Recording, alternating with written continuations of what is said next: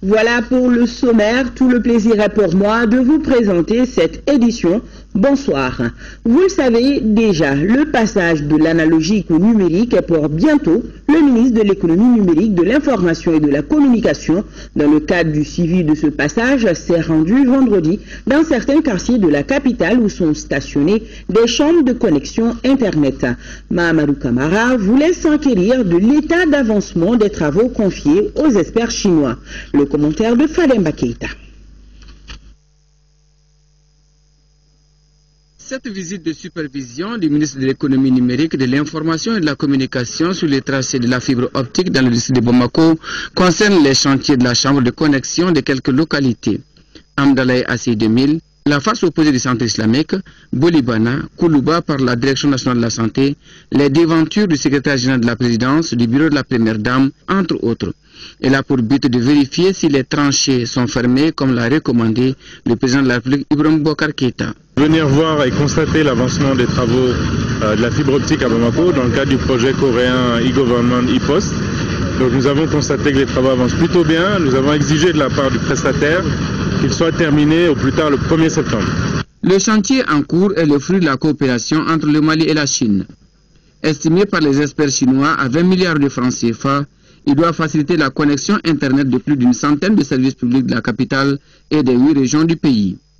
D'être patient, de leur dire que les travaux sont en cours de terminaison et que d'ici 10 jours au maximum, ils retrouveront leur quiétude avec un rebouchage des trous qui ont été faits et une route qui reprendra son aspect habituel.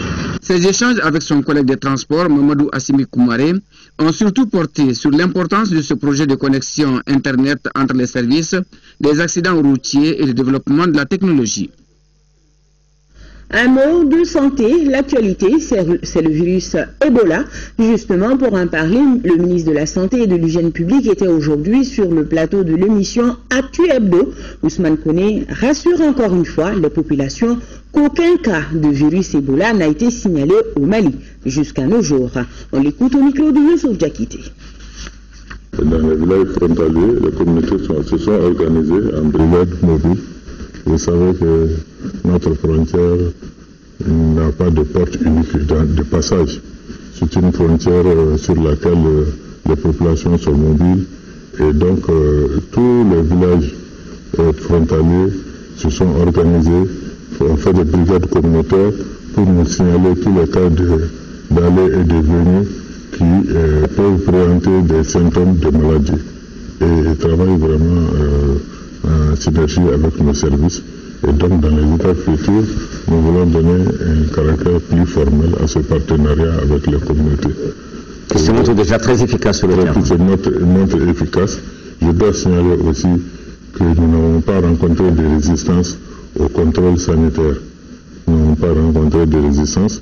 Mais pour revenir à l'idée d'une fermeture éventuelle de frontières, nous craignons, en tout cas au ministère de la Santé, que nous fassions des clandestins, que des gens qui étaient disposés à se livrer à ce contrôle-là ne soient transformés en clandestins, parce que si on dit qu'on a fermé les frontières, peut-être on peut former officiellement, mais on n'a pas la preuve que celui qui veut passer d'un pays à l'autre qui ne le fera pas. Parce que si quelqu'un qui serait disposé à se soumettre à un contrôle sanitaire serait contraint maintenant de passer clandestinement, donc à échapper au contrôle sanitaire. Je ne me fatiguerai pas d'appeler la population aux mesures individuelles et collectives d'hygiène que nous diffusons régulièrement. Voilà le ministre de la Santé qui était interrogé par Ibrahima Djambélé. C'était sur le plateau de l'émission Actu Hebdo et chaque dimanche à partir de midi. L'Assemblée nationale offre 10 millions de francs CFA aux victimes de l'incendie du marché rose de Bamako. Une promesse respectée par les élus de la nation qui ont été touchés par la tragédie vécue par les commerçants qui avaient tout perdu dans l'incendie. La remise était présidée par le président de l'institution parlementaire, l'honorable Issa Kassilibé, qui avait à ses côtés, comme vous le constatez sur ces images, le ministre du Commerce, Abdelkarim Konaté, ainsi que les représentants des sinistrés. En remettant donc cette contribution, le président de l'Assemblée nationale a tenu à renouveler la disponibilité totale de son institution à soutenir les victimes et à œuvrer pour le développement des activités économiques de manière générale pour un Mali prospère et émergent. Voilà, la remise de 10 millions de francs CFA par l'Assemblée nationale. Sur un tout autre plan, la douane fait savoir les nouvelles mesures entreprises à son niveau. Ceci en raison de la crise de trésorerie qui sévit dans le pays. La Direction générale des douanes, sous l'autorité du ministère de l'économie et des finances, a renforcé son dispositif de suivi et de contrôle sur les importations de marchandises. Parmi les mesures prises figurent entre autres le respect des programmes de vérification des importations et le scanning. Pour plus de détails, suivons ensemble les explications à ce sujet de nous, Sadia Kamara, directeur des recettes et des programmes de vérification de la douane malienne. Il est au micro de Mohamed Touré. Tous les droits de douane sont ceux inscrits au tarif des douanes. Et le tarif de douane aujourd'hui, c'est un tarif communautaire. Par contre, ce que nous déplorons un peu du côté du secteur informel, un secteur qui ne se soumet pas à l'ensemble des formalités de commerce extérieur, c'est même pourquoi on les appelle informels. Et là, cette attitude oblige le service des douanes à contrôler à fond leur opération. Et ce défaut d'aller, parce que c'est quand même une loi de l'État, il faut se le rappeler, cette infraction à une loi de l'État est réprimée par le Code des douanes. Nous avons, au niveau de notre administration, placé le niveau transactionnel à 30% de pénalité sur les droits reconnus. Le scanning, tout comme le PVI, c'est une loi de l'État qui l'institue. C'est-à-dire qu'au Mali, toute marchandise qui entre, en tout cas par rapport aux axes principaux de décès du pays, par caille, par Sikasso, par courrier, il y a des scanners. Les scanners sont placés à ces niveaux-là qui contrôlent la marchandise. La suspicion induit au niveau du dédouanement une procédure. Parce que là, les contrôles doivent être beaucoup plus approfondis.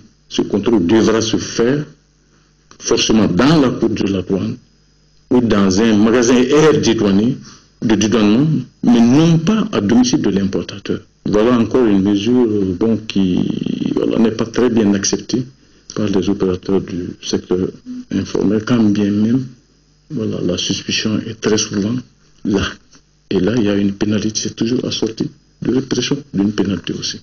Mais toutes les fois qu'il y a violation de ces dispositions, du PE et du scanning, l'administration des douanes se fait le droit de réprimer, de redresser à hauteur de 30%. Il n'y a pas eu d'augmentation, la douane ne saurait augmenter les droits de douane. Voilà, et ce communiqué, le président de l'Assemblée nationale porte à la connaissance des honorables députés qu'une séance plénière de la session extraordinaire en cours se tiendra demain lundi 25 août 2014 à partir de 16h dans la salle Modibo Keïta. L'ordre du jour porte sur des délibérations sur un projet de loi intéressant à la vie de la nation. Le président s'est compté sur la présence effective des honorables députés. Cérémonie commémorative de l'arrivée de l'aïeul des Touré à Bamako, c'était ce matin, et c'est le Premier ministre qui a représenté le président de la République à cette cérémonie. Ibrahim Boubacar Keïta, selon Moussa Mara, apporte son soutien aux valeurs de tolérance, de fraternité qui sont prônées par l'ancêtre des Touré et célébrées par sa descendance. L'extrait est recueilli par Lamine Tchekoura Koulibaly.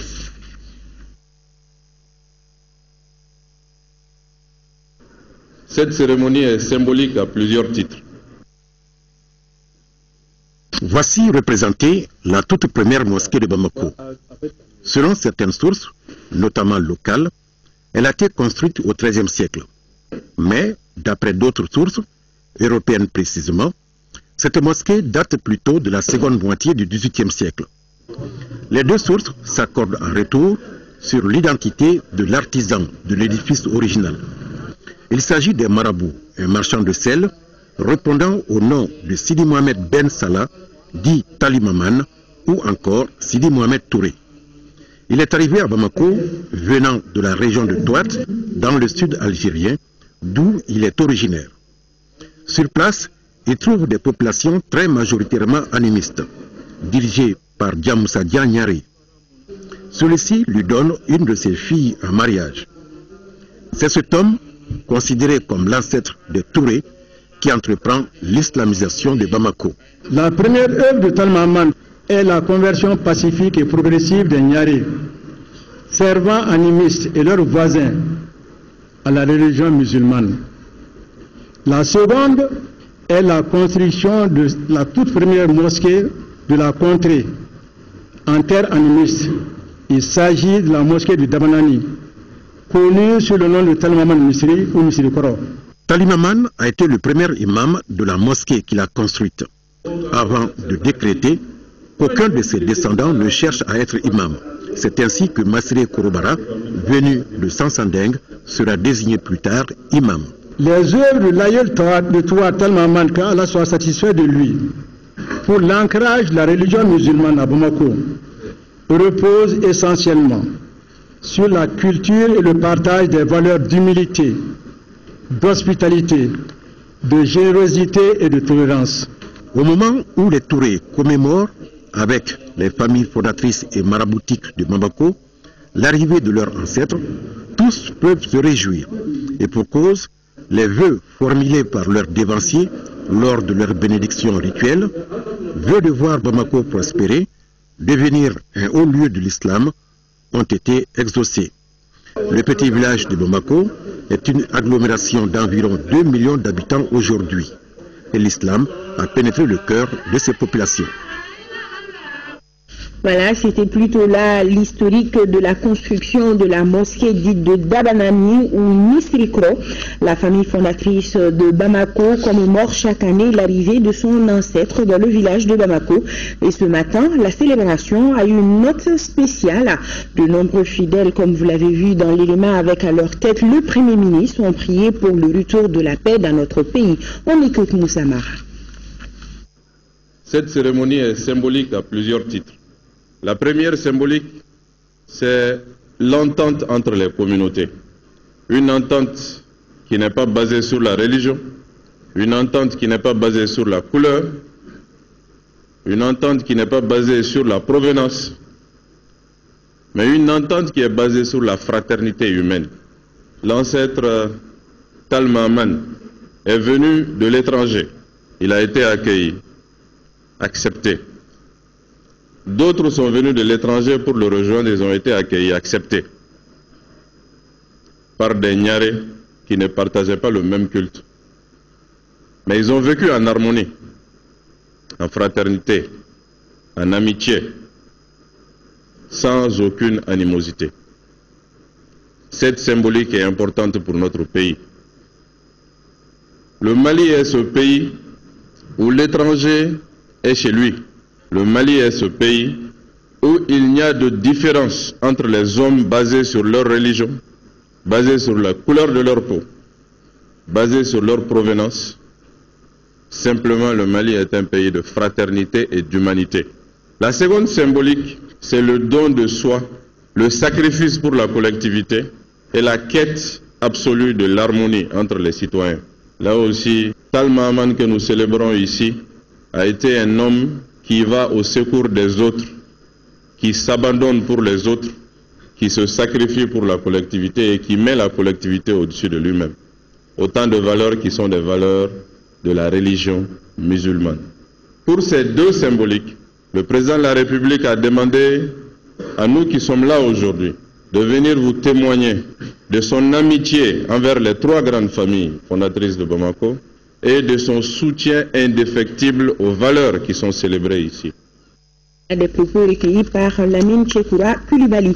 Et nous avons ce communiqué. Le ministre des Domaines de l'État, des Affaires foncières et du patrimoine invite les occupants illégaux du site prévu pour le recasement du village de Konyini dans l'office du périmètre irrigué de Baguineda au PIB à libérer son délai, le dit site, et à mettre fin à toute réalisation et opération en cours. Le ministre rappelle que le dit site est prévu depuis 1994 par le gouvernement pour les besoins de recasement du village de Konyini, cercle de Kati, commune de Baguineda. L'occupation illicite du domaine privé immobilier de l'État étant un délit, article 25 du Code domanial et foncier, les contrevenants s'exposeront aux sanctions prévues par la réglementation en vigueur. Le ministère pouvoir compter sur la bonne compréhension de tous. Dans notre édition d'hier soir, on vous disait que le ministre de l'Urbanisme et de l'Habitat était en tournée dans la 3e région. On vous montrait également que les directions régionales étaient en manque d'un schéma directeur d'urbanisme. Désormais, c'est chose faite. Le ministre Mahamadou Diarra a remis hier le précieux document au maire de Loubougula. La commune rurale disposera de ce schéma directeur d'urbanisme pour 20 ans. Nos envoyés spéciaux, Daouda Sidiki Diarra et Mamadi Sidibé, étaient témoins de la cérémonie. Outil de gestion urbaine, le document du schéma directeur d'urbanisme qui vient d'être remis au maire de Loubougula vise l'amélioration du cadre de vie des 6823 habitants qui comptent cette ville. Cela à travers la promotion d'un développement local et une cohérence spatiale renforcée. C'est la première fois, et c'est une chance pour Loubougula, que la Direction nationale de l'urbanisme et de l'habitat procède à la remise solennelle après explication et affichage du plan sectoriel urbain de développement d'une ville, d'une commune. En le faisant, nous avons estimé changer de paradigme.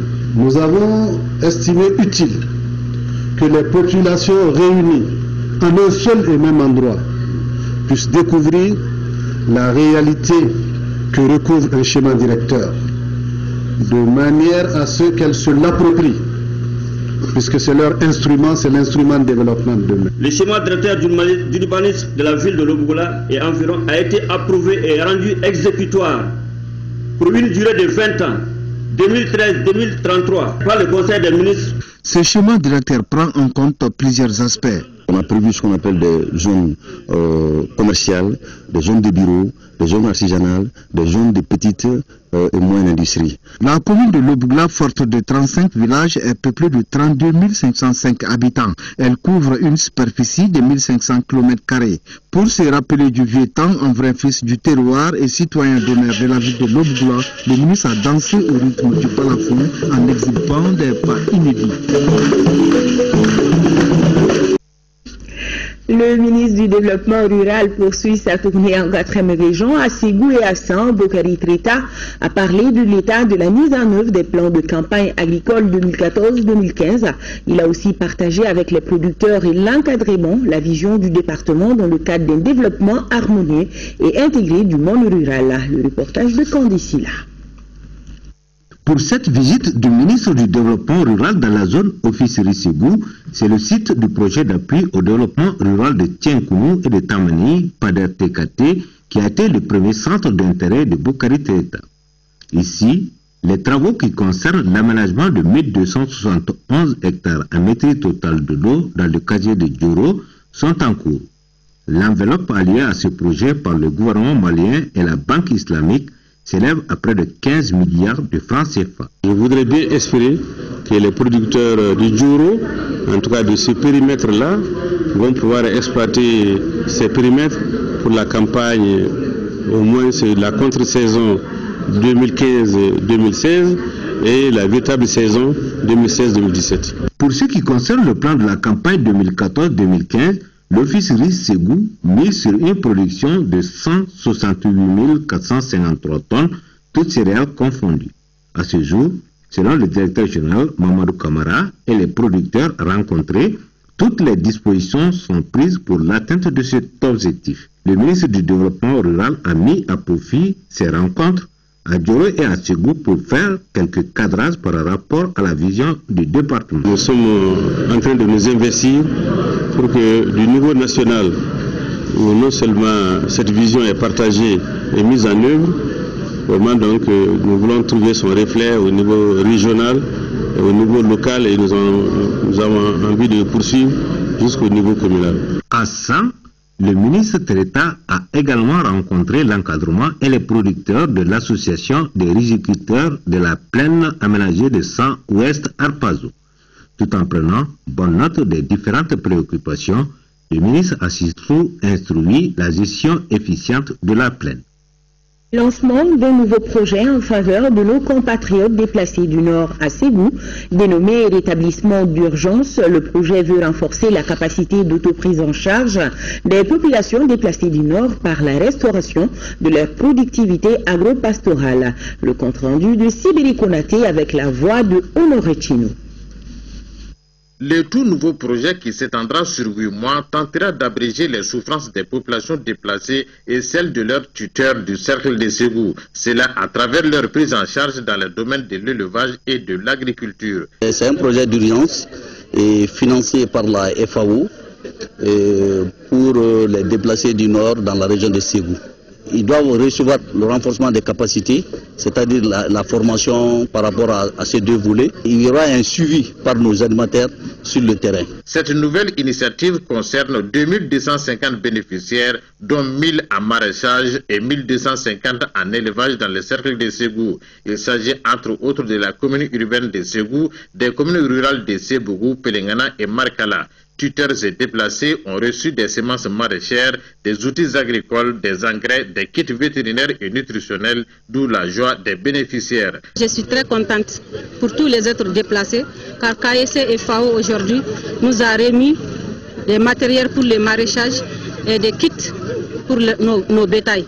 Le représentant de la FAO, Séan Doumbia, a réitéré au gouvernement malien tout l'intérêt que son institution porte à la poursuite de la promotion de la coopération avec le Mali. Il dira enfin que le présent projet d'un montant estimé à 665,4 millions couvre les régions de Mopti et de Ségou pour 5000 ménages bénéficiaires. En 12e région, fin de la mission de supervision de la campagne agricole, la mission a constaté un état végétatif satisfaisant, des choses estimées à 8084 000 hectares, ce qui équivaut à 90% de réalisation par rapport aux prévisions. Les précisions, c'est avec Brahima Kouni. Les secteurs agricoles de Kati et de Kolokani ont été parmi les zones visitées par la mission de supervision nationale de la campagne 2014-2015. Globalement, cette campagne semble prometteuse dans la région de Koulikoro en dépit de l'irrégularité des pluies pendant les mois de juin et juillet. Globalement, nous sommes à 884 000 hectares de réalisés, ce qui représente à peu près 90% des réalisations par rapport à nos prévisions. Et l'aspect des cultures vraiment en cette période est bon dans l'ensemble.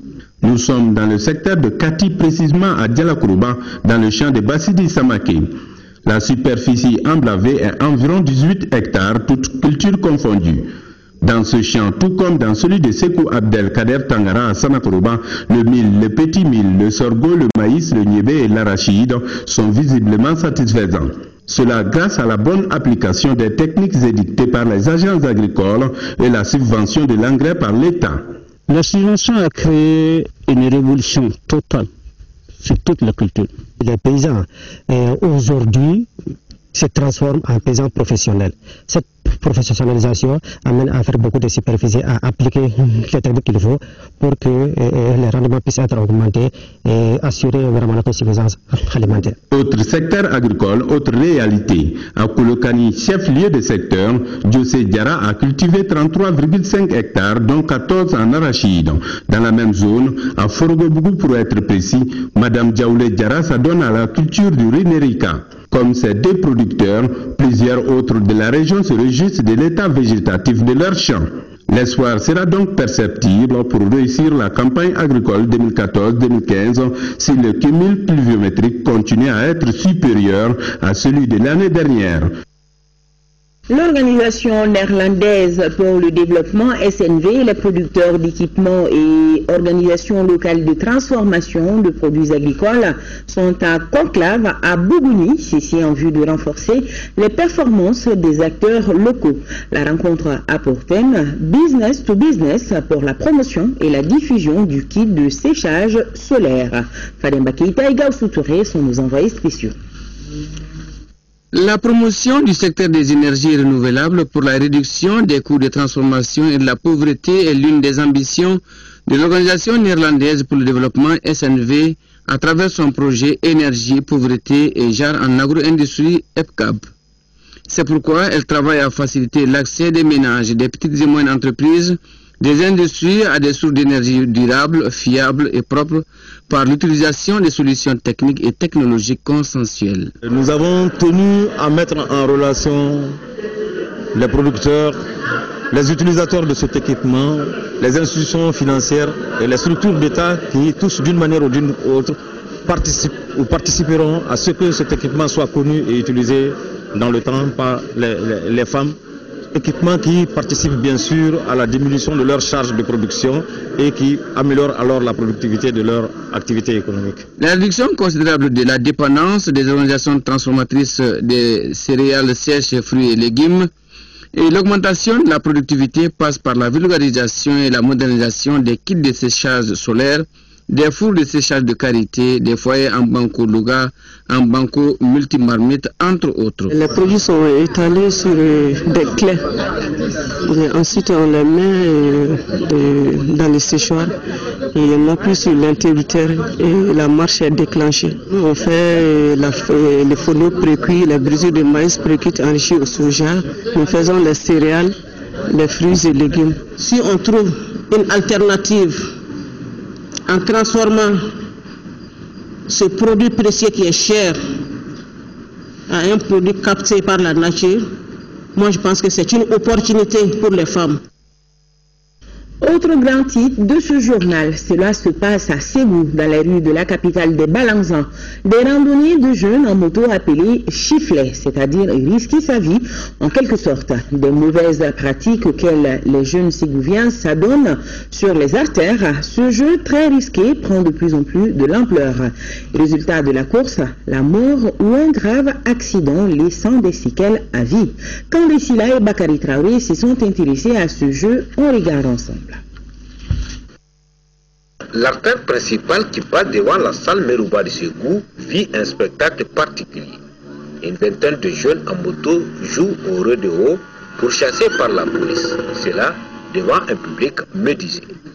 Comme cette rue, plusieurs artères de la capitale des Balanzans connaissent ce phénomène nouveau. En cette période de vacances, ce nouveau jeu qui commence à prendre de l'ampleur au sein de la couche juvénile consiste à rouler à vive allure en moto en traversant le goudron sans regarder ni à gauche ni à droite advienne que pourra. Si l'exercice termine sans incident, le pari est gagné. Dans d'autres cas, tant pis. Sur les artères de Ségou, on assiste de plus en plus à des safaris, des randonnées qui n'ont rien à envier au monde du cirque, tellement l'émotion est grande chez les gens conscients. Le terme consacré à ce jeu par les jeunes est mal vu ou chifler, c'est-à-dire voir la durée de sa vie. C'est une situation qu'on ne peut pas laisser tolérer. D'abord, c'est pas bon pour la sécurité des auteurs eux-mêmes et ça trouble l'ordre public. Si l'exercice s'avère périlleux, il n'en demeure pas moins sans conséquence. La pratique engendre beaucoup d'accidents. L'État doit s'impliquer davantage pour arrêter cette pratique. On doit faire ce genre de jeu en brousse. Si c'est en ville, c'est pour faire des accidents. Ces phénomènes nouveaux qui transgressent nos us et coutumes interpellent tous. Autorités, élus, structures d'encadrement, parents, chacun doit jouer sa partition pour mettre un frein à la pratique. La loi 9904 et cette loi stipule en son chapitre 3, article 10, que sera puni d'un emprisonnement de 11 jours à 6 mois et d'une amende de 30 000 à 500 000 ou de l'une des peines, quiconque aura en vue d'entraver ou de gêner la circulation et sans autorisation légitime fait obstacle par un moyen quelconque au passage des véhicules. Nous ne pourrons pas du tout cautionner ni quand même donner quitus à des jeunes de pratiquer de tels sports dans la ville. Le message que je lance à notre jeunesse, c'est de leur dire que nous avons besoin d'eux. En tout cas, ce ne sont pas des activités porteuses qui manquent en cette période de vacances, comme les activités sportives et de loisirs, ou tout simplement les activités rurales, dont la finalité n'est pas l'hôpital, mais plutôt le grenier. Merci Kandesila. Sport, basketball. Les finales de la Coupe du Mali de basket s'y sont jouées hier au Palais des Sports. À monsieur, le stade malien de Bamako a reçu le doublé en s'imposant devant le CBD de Koudoukoro 62-52. Et en dames, c'est la commune 3 du district de Bamako qui gagne de justesse devant l'Atar Club de Kidal 61-60. Assassoumari. C'est dans une salle du Palais des Sports qui a fait presque le plein que les spectateurs ont droit à de belles empoignades. À ces finales de la Coupe du Mali de basketball, on notait la présence de Ibrahim Boubacar Keïta, président de la République, de Moussa Mara, Premier ministre, entouré des membres du gouvernement, des présidents des institutions et de plusieurs personnalités. Deux rencontres étaient au programme. Centre Bitou d'Ambélé, CBD de Koulikoro, Stade malien en bleu chez les messieurs et chez les dames, commune 3 du district de Bamako, Atar Club de Kidal en rouge. Le premier match CBD de Koulikoro, Stade malien, dès l'entame, les deux formations optent pour la victoire. Les joueurs du stade malien ont eu toutes les peines à venir à bout de la courageuse équipe de Koulikoro, surtout à l'image de l'intenable Mohamed Paris. Avantage pour le CBD aux deux premiers quarts-temps, 18-11 et 30-19 à la mi-temps. De retour sur le plancher, les stadistes sonnent la révolte et reprennent l'avantage au bout de 5 minutes. Mais les centristes de Koulikoro s'accrochent 41-41 à l'avant-dernière partie. Au dernier acte, les garçons de Kabakanté sont dans tous les bons coups, très adroits dans les shoots à distance et vont creuser l'écart. L'équipe du CBD essaie de relever la tête, mais il était trop tard. L'expérience aidant, le stade malien termine de façon éprouvante et arrache la victoire 62-52. Chez les dames, commune 3 Atar Club de Kidal en rouge a été le match de tous les suspens. Une finale inédite, c'est la première fois dans l'histoire du basketball malien. Ces deux formations jouent une finale de Coupe du Mali. Les joueuses de la commune 3 se montrent impressionnantes pour creuser l'écart en début de la rencontre et bouclent la première partie de 8 points, 21-13. L'Atar Club revient dans le jeu et fait la course devant son adversaire 31-28 à la pause. C'est au troisième quart-temps que les communards vont changer de système et posent de problèmes aux Kidaloises. Celles-ci ne vont pas se laisser faire et débloquent le tableau d'affichage 48-45. Au quatrième quart, le temps de la vérité a été le temps du suspense. Les filles de la commune 3 se révoltent et comblent leur retard pour faire la parité à deux reprises, 50-50 puis 54-54. Aux dernières minutes, les supporters des deux équipes retiennent leur souffle. Qui de la commune 3 ou de l'Atar Club remportera cette édition de la Coupe du Mali? À quelques secondes de la fin du match, la commune 3 brise le rêve des rouges de l'Atar Club en s'imposant de justesse 61-60. Sport toujours, du football, Coupe africaine des clubs, fin de parcours pour l'AS Real de Bamako en Coupe de la Confédération. Lors de la 6e journée des matchs de poule, l'AS Real de Bamako a été accroché à domicile 1-2 contre le Coton Sport du Cameroun. Un score insuffisant pour les Scorpions de Bamako qui n'avaient pas totalement leur destin entre les mains, nous confie Al-Joumatina. Pour cette rencontre comptant pour la dernière journée des matchs de poule de la Coupe de la Confédération, les données étaient ainsi pour les Noirs et Blancs de Bamako. Gagner le Coton Sport par un score conséquent et espérer au même moment une victoire des Ivoiriens de l'ASEC Mimosa déjà éliminés chez les Congolais de l'AC Léopard de Dolisie. Mais ce qui est nécessaire d'abord pour les Scorpions, c'est de l'emporter. Et c'est ce leitmotiv que les hommes de Noumidjani vont démontrer tout au long de la partie. Après plusieurs tentatives infructueuses en première période, le Real va parvenir à ouvrir le score au bon moment. À la 44e minute, une action rondement menée par le virevoltant Abokar Doumbia permet à Suleiman Diarra d'offrir une passe vicieuse à Ali Badrasila qui en fera bon usage. 1-0 pour le Real à la pause. En deuxième période, les Scorpions vont continuer à presser le Coton Sport qui sera sauvé à plusieurs reprises par son international gardien de but camerounais. Réduit à 10 à la 72e minute, les cotonculteurs camerounais de façon désespérée vont obtenir l'égalisation à la 90e minute. Le tir de Jean-Joseph Kambou, légèrement dévié, va surprendre Alman Sogoba, un peu avancé. Un but partout, le Real va pousser dans les arrêts de jeu, mais ne parviendra pas à marquer un autre but. 1-1 score final, le parcours du Real s'arrête ainsi là en Coupe de la Confédération. Déçu parce qu'en réalité, je pense qu'on avait un coup à jouer. Mais vous savez, les compétitions majeures, ce n'est pas toujours les meilleurs joueurs, les meilleures équipes qui remportent la coupe, ça arrive. Ça arrive souvent, mais souvent les meilleurs ne remportent pas. Et aussi, c'est notre première participation. Et je pense que ça va permettre aux joueurs que nous avons d'avoir de l'expérience et à l'équipe aussi réellement de progresser énormément. On savait aujourd'hui qu'on jouait une rencontre décisive pour nous contre la meilleure équipe du groupe. Je considère que le Real de Bamako a la meilleure équipe du groupe en termes de jeu. Donc voilà, on est très concentrés, on était très disciplinés et je suis très fier de mes joueurs. Dans l'autre match, large victoire à domicile de l'AS Léopard de Dolisie 4-1 devant l'ASEC Mimosa de Côte d'Ivoire. Les affiches des demi-finales sont National du Caire, Coton Sport du Cameroun et AS Léopard du Congo, Sport du Côte d'Ivoire. Voilà, la prochaine sera la bonne pour l'AS Real, pourquoi pas du courage.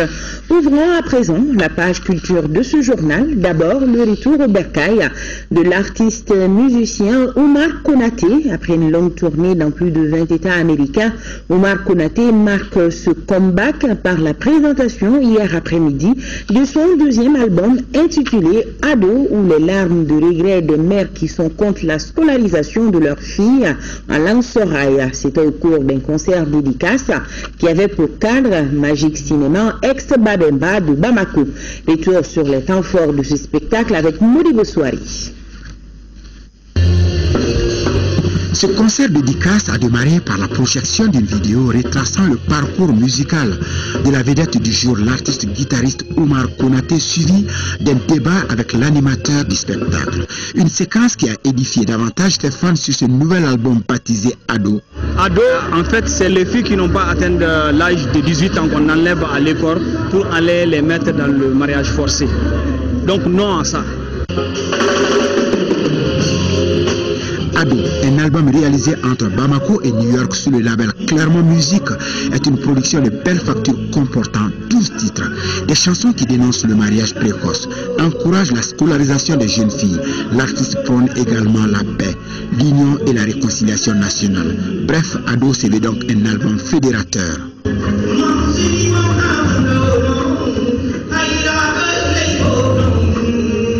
Depuis 2004, je faisais la préparation de l'album. Je faisais des pré-maquettes, jusqu'enfin là où j'ai eu le producteur pour aller aux États-Unis et je profitais d'enregistrer l'album là-bas et puis de le faire sortir dans le monde entier. Son doigté, l'esthétique du style afro-américain appelé rock du désert, identifie en lui et dans ses solides guitares font de ce jeune musicien un des artistes instrumentistes les plus doués de sa génération. Diplômé de l'Institut national des arts de Bamako, Omar est également le chef d'orchestre de Tunkaguna, l'émission grand public animée par le maestro Bonkana Maïga.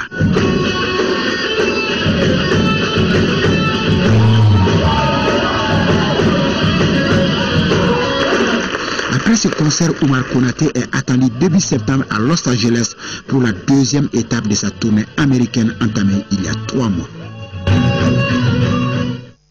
Restons sur la même lancée, on va se laisser bercer par les noms du Tindébert. Cette manifestation culturelle qui a lieu tous les ans à 2 semaines du mois de Ramadan. Elle est la célébration de la date anniversaire de la libération de Bilal Bounara Baha, un fidèle compagnon du prophète Mohamed, paix et salut sur lui. Après un temps d'absence, le Tindébert a été célébré cette année par les populations de la Cité du Savoir, en particulier par ceux du quartier d'Abaradjou. Le dossier culturel est réalisé par Cheikh Oumar Sangaré avec le concours de Yéa Tandina et de Namouri Cheikh Djabati.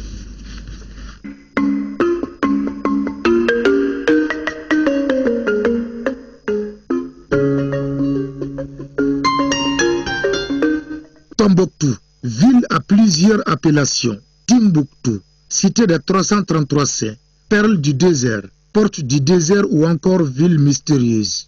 Tombouctou est une ville cosmopolite aux immenses richesses culturelles, des richesses qui lui ont valu d'être classée au patrimoine mondial de l'humanité par l'UNESCO. Ici, les populations sont majoritairement versées dans l'islam. À cet effet, plusieurs activités culturelles tirent leur origine dans cette religion, comme le Tindébert. Ce rituel jalousement conservé est célébré chaque année 15 jours avant le Ramadan. Le Tindébert remonte à l'époque des grandes expéditions du prophète Mohammed, paix et salut sur lui, qui libéra Bilal, son fidèle compagnon, des mains des mécréants. Le Tindébert, c'est un événement culturel fêté par les gens d'Abaradiou, bien sûr avec la présence et la participation de toutes les communautés de la ville de Tombouctou. Le Tindeber est un mot soraï signifiant le grand mortier. L'expression est employée aussi pour désigner des femmes autour d'un mortier en train de piler le mil, élément de base de la crème locale que l'on prépare pour annoncer l'événement. Dans la famille de Beidali beaucoup. Donc là aussi, c'est la confection de la pâte de mil que l'on distribue en guise de carte d'invitation à toutes les communautés pour montrer que le Tindeber arrive. La fête de Tindeber dure 3 jours, du 13e au 15e jour du mois. Pendant cette période, les populations vivent au rythme de la communion, des échanges interfamiliaux et intercommunautaires. Le dernier jour de la fête est marqué par une manifestation folklorique au son du tambour confectionné pour la circonstance. Ces journées sont sanctionnées par le Beledje, une danse rythmique au son du tambour et des louanges du prophète Mohammed, paix et salut sur lui.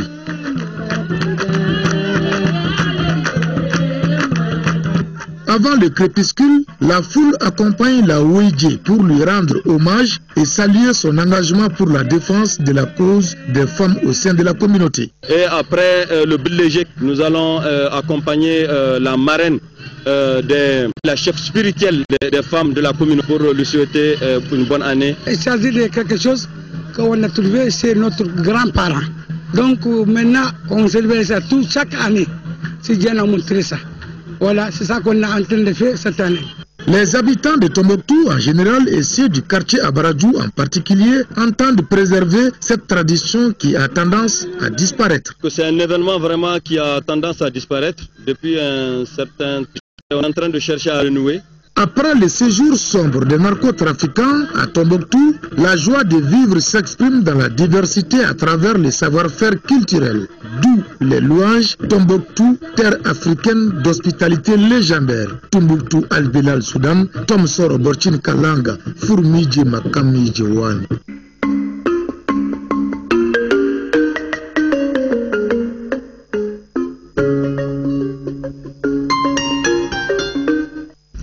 Abori Chekmar, voilà le Mali dans toute sa diversité. Point final à cette édition. Demain, retrouvée pour les éditions matinales Amara, Mali Diallo et celle du soir seront une présentation de Aouï Touré. Tout à l'heure, la météo avec Aïssata Kamara. Excellente suite de programmes sur votre télévision nationale. Et grand merci à nos téléspectateurs de Libreville, c'est au Gabon. Bonsoir.